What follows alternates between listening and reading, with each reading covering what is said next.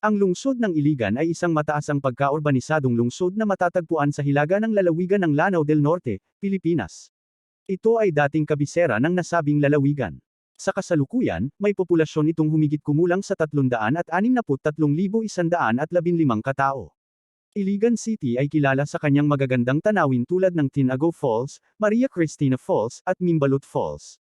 Bukod dito, mayroon din itong mga pasyalan tulad ng Timoga Springs, Maria Cristina Eco Park, at Anahaw Amphitheater. Iligan City ay kilala bilang Industrial City of the South dahil sa malalaking industriya na matatagpuan dito. Narito ang ilan sa mga pangunahing industriya ng Iligan City. Isa, enerhiya. Ang Iligan City ay tahanan ng dalawang malalaking hydroelectric power plants, ang Agos V at Agos V hydroelectric plants. Ang mga ito ay nagbibigay ng malaking bahagi ng kuryente sa Mindanao. Dalawa, metalurhiya. May mga metallurgical na kumpanya sa Iligan City na nagpo-proseso ng mga metal tulad ng bakal at aluminyo. Ang mga ito ay naglilikha ng mga produkto tulad ng bakal na gawa ng bakal, bakal na deconstruction, at iba pa. Tatlo, pagmamanupaktura. Mayroon ding mga pagawaan ng mga produktong kahoy, papel, goma, at iba pang mga produktong industrial sa Iligan City. Ang mga ito ay nagbibigay ng trabaho at nagpapalakas sa lokal na ekonomiya.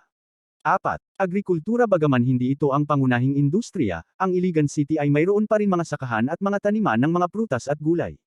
Ang mga produktong ito ay nagmumula sa mga malapit na bayan at probinsya. Ang mga nabanggit na industriya ay nagbibigay ng malaking kontribusyon sa ekonomiya ng Iligan City at nagtataguyod ng pag-unlad at progreso ng lungsod. Sa Iligan City, bukod sa mga produktong kahoy, papel, at goma, mayroon ding iba pang mga produkto na ginagawa sa mga pagawaan. Narito ang ilan sa mga ito. Isa, nyog. Ang Iligan City ay may mga pagawaan na nagpo-proseso ng nyog at gumagawa ng mga produkto tulad ng desicado o grated na nyog, gata, at iba pang mga produktong gawa sa nyog. Dalawa, mangga. Dahil sa klima at lupa ng Iligan City, ito ay isang magandang lugar para sa pagtatanim ng mga prutas tulad ng mangga. May mga pagawaan na nagpo-proseso ng mga produkto tulad ng dried mangoes at iba pang mga produktong gawa sa mangga. Tatlo, durian. Ang Iligan City ay malapit sa mga lugar na kilala sa kanilang durian.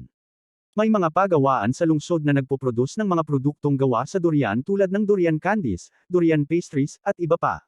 Apat, chromite. Ang Iligan City ay may mga minahan ng chromite, isang mineral na ginagamit sa industriya ng metalurhiya. 5. Pagkaing dagat. Dahil sa malapit na lokasyon sa dagat, ang Iligan City ay may mga pagawaan na nagpo-process ng mga pagkaing dagat tulad ng dried fish, fish sauce, at iba pang mga produktong gawa sa mga isda at iba pang pagkaing dagat. 6. Palay. May mga palayan din sa mga malalapit na lugar sa Iligan City. Ang pagtatanim ng palay at ang paggawa ng mga produkto tulad ng bigas ay isa rin sa mga pangunahing industriya sa lugar na ito. 7.